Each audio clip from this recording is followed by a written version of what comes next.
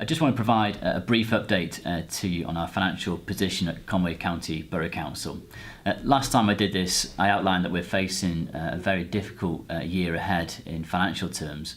And an update on that is that we are in a position now where we are around £15 million short in regard to the pressures that we need to meet and the money that's available to us as a council.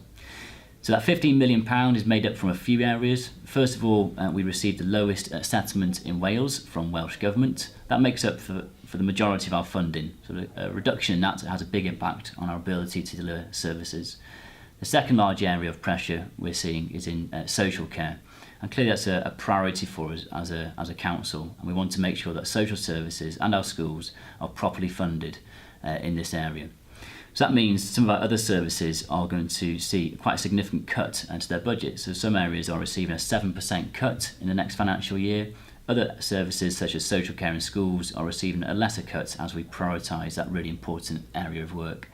On top of that, unfortunately, the £15 million gap cannot be met through service cuts alone, and that's why there's likely to be a significant council tax rise in the next financial year. So we're working really hard to bring that number down to as low a level as possible and to have a minimal impact on the important services for our residents, and we'll continue to do that. And we'll have a final budget meeting at the end of February where full council will make a decision as to what the final budget looks like.